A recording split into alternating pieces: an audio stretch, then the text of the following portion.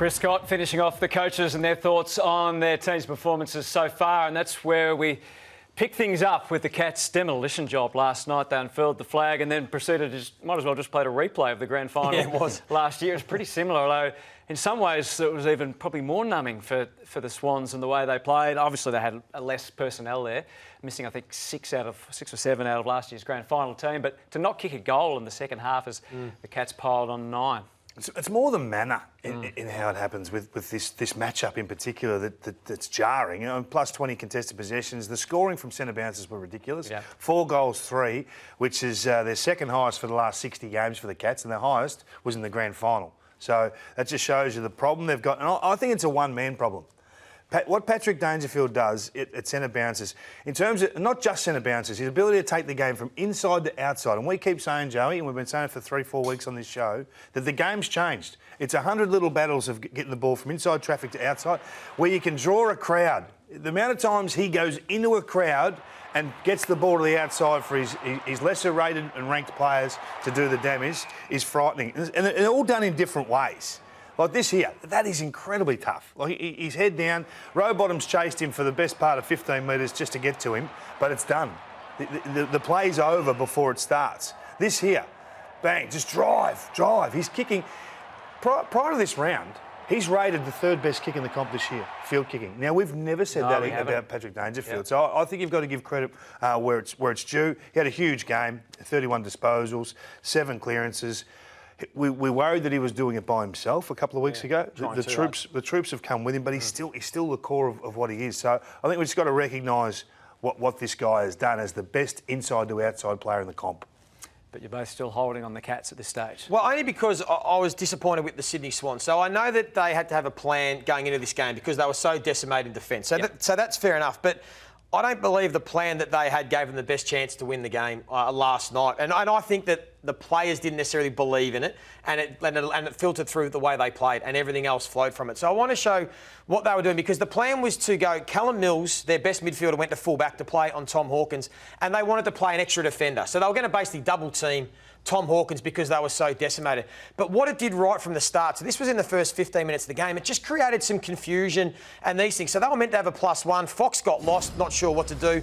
They gave up the first goal. So not only is Callum Mills out of the midfield and where they were getting beaten, but here's another example. They've already got a +1 down there in Blakey. McInerney drops off Brad Close. So they're giving Geelong an out number. And what do you want to learn? What did you learn in the grand final? If Geelong, you give them an extra number around the contest, they're going to smash you. And they were able to dominate and get from the clearance and be able to score. And they were putting the goals on the board. So, and then they're not going to kick it to the out number anyway, Geelong. They are a team that lower the eyes. They had 6 marks inside 50. Sydney only took 1 intercept mark in the first quarter. And then this is the second term. So Geelong have the extra number around the contest. Sydney have the +1 behind the ball. He doesn't have any influence. At this point in the game, midway through the second quarter, Geelong, 15 stoppage clearances to 4. That's around the ground. That's not including centre bounce, Kingy. So they were playing it in their front half. It didn't matter what Sydney tried. They weren't able to stop them. I just thought it was the plan was wrong. It took them till half-time to adjust it.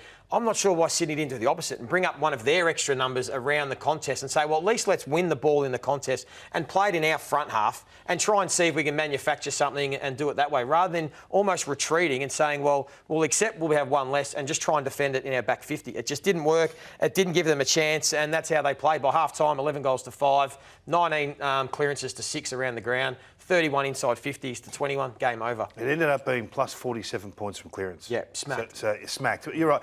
But not every plan works. No, that's right. No, this one, no. And they've been challenged, haven't they, to do different things given their injury rate and to that specific zone, full-back, centre-half, back pocket. Yeah, but they've taken Callum Mills, their best clear midfielder, out of the midfield. Then they've put him to full-back, but then to support him, they've had to play another one back there. And it just all fell apart. Geelong said they were trying to work out all sorts of plans at Sydney, and they didn't come up with that one. So it surprised the Cats, but it didn't work. Yeah. Robert Walls used to say, dumb players get you sacked. Right now, I love a Wallsy quote. I know, I love Wallsy. Don't put your best players in the ruck.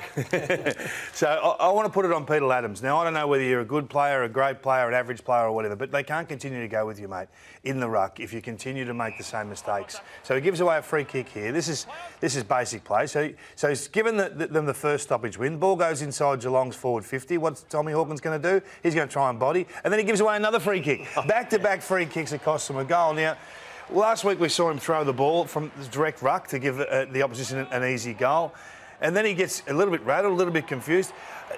I just wonder whether you can continue to go with this sort of player, given the trouble that you find yourself in right now. It is a problem for them. I don't know how far away their first choice ruckman is in Hickey. No, he got through. I think He got through.